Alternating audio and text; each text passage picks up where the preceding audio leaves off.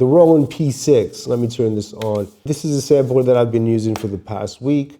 Really enjoying it. I gotta congratulate the people behind it. I feel like it's an incredible unit for the price and, you know, the small footprint. I've been looking for a portable sampler.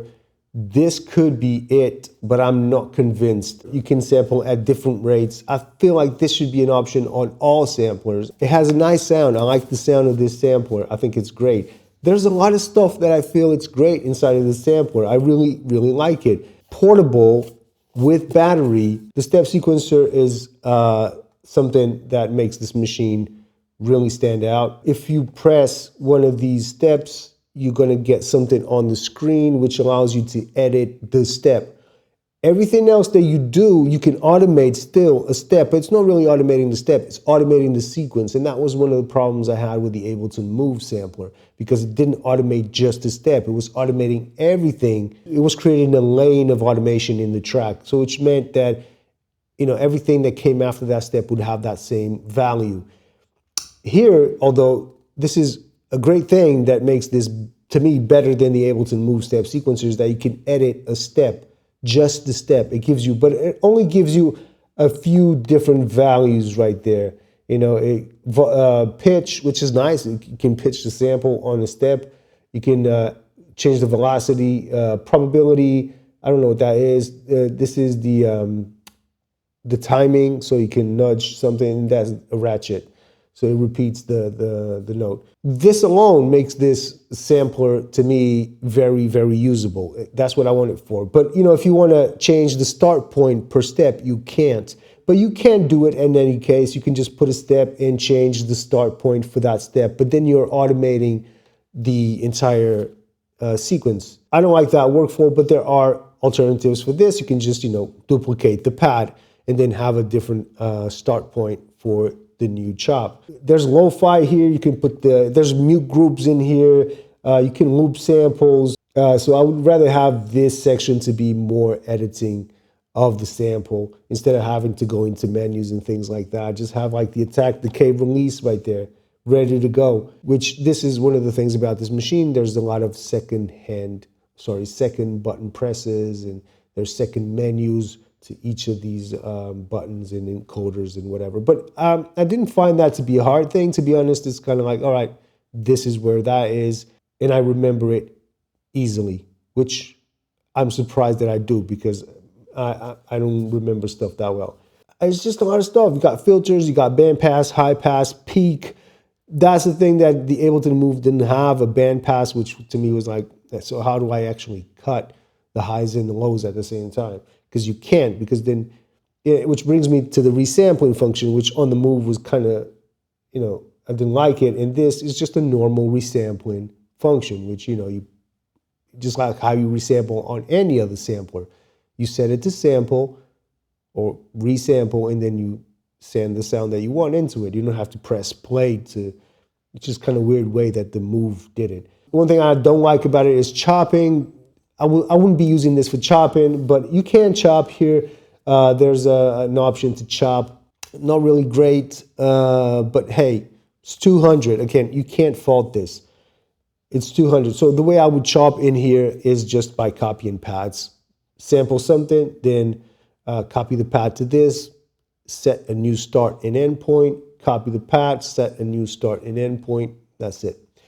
I would much rather do that, because then you also have control over each value for each pad. And what happens if you're chopping just inside of one pad, which it basically just divides the sample into these steps. Then if you change any value there, is applying it to all the steps. It's just, if you want to filter, it's filtering all the chops. So I much rather just copy the pads around and have its own values. The pitch envelope is really fun. You can get some weird sounds out of that. Used it with MIDI as well, triggering my MPC. It worked well. You can play the keyboard here polyphonically, you know, sample a note and then play it polyphonically. It works really well. Because of the different sample rates, you can get some interesting stuff, lo-fi stuff out of this. I encourage everyone to get it, to be honest. I think it's a great sampler, especially if you're doing like lo-fi stuff, just anything really. this sampler is really, really good. What else can I say? Yeah, you can plug it into a computer and have this be the interface. So same thing that the SP404 Mark II does, this can do as well. When it comes to comparing the Mark II with this, I feel like this is much better than the Mark II because of the step sequencer, because you can apply effects per pad. On the 404 Mark II, you only have 2 buses for effects. Here is per pad, so I can have a sample with a high pass, one with a low pass, another one with a bypass, with a peak, and you got all these banks. So each pad can have its own effect, its own filter, which I think it beats the Mark II much better. But the Mark II has an OLED screen, which allows it to be more versatile when it comes to loading samples and all that stuff. This is the problem with this machine. I'm going to get into it in a bit, is this OLED, this screen right here doesn't allow you to do much. At this point, I still don't know whether I want to keep it or not, because it's really fun to use. It's a great sampler. But the problem I have with it is, how do I get stuff out of here? That is my biggest issue. How do I get stuff out of this machine?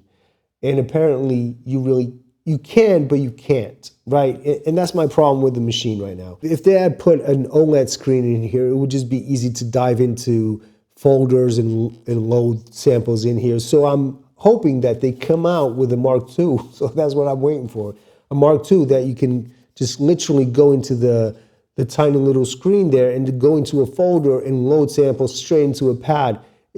That would make this a killer sampler, because the thing about this is that you have to prepare the sampler, and I don't want to be doing that, because the whole point of having this is that I just get to go wherever I want and have a directory of samples already built into it, ready to load up.